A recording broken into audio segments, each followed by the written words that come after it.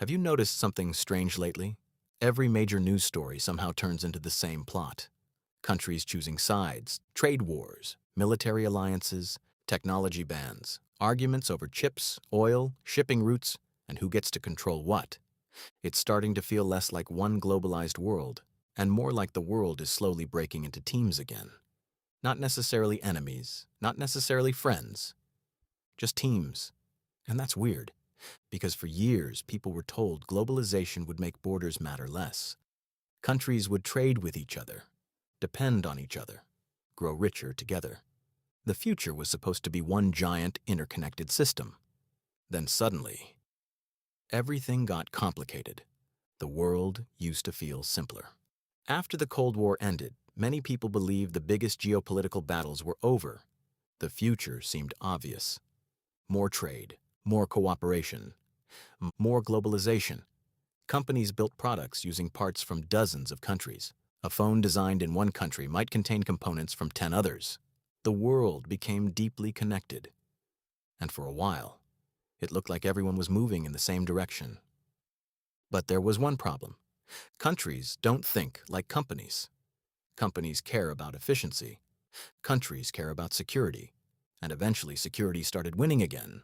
The pandemic changed everything. COVID exposed something important.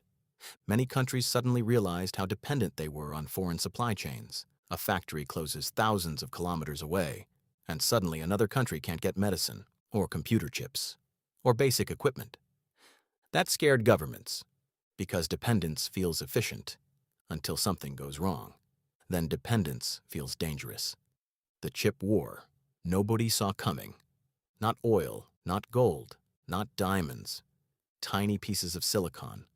Because modern civilization runs on chips, phones, cars, AI, satellites, military equipment, almost everything. And once countries realized how important chips were, they stopped seeing them as business products. They started seeing them as strategic assets, which is why technology has become one of the biggest geopolitical battlegrounds on Earth.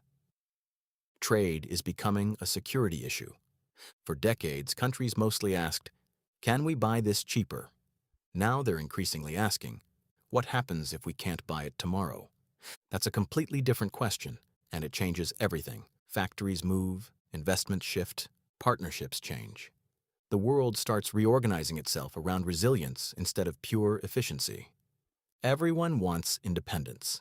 Countries still want globalization. They still want trade. They still want economic growth. But they also want independence.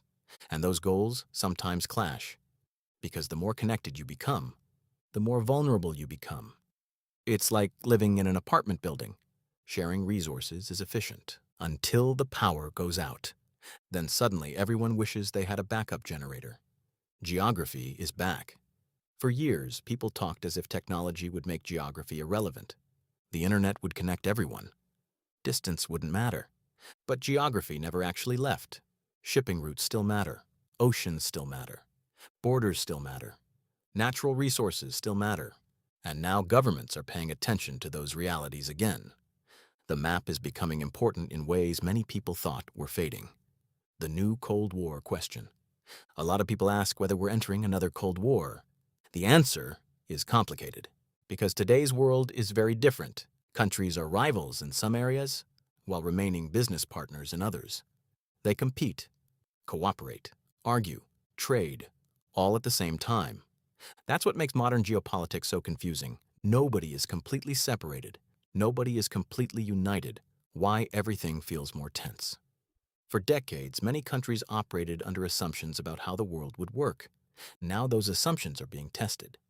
And uncertainty makes everyone nervous. Businesses become cautious. Governments become cautious. Investors become cautious. Humans don't like uncertainty, neither do nations. The strangest thing about geopolitics is that most people experience it without realizing it. A diplomatic disagreement happens somewhere. Months later, prices change, jobs move, technology changes, products disappear. The average person never sees the original cause. They only see the ripple effects. It's like watching waves without seeing the stone that created them. Maybe the biggest story in modern geopolitics isn't that countries are becoming enemies. It's that they're becoming cautious. The world spent decades building connections. Now it's spending years figuring out which connections are safe to depend on. And that's a much harder problem.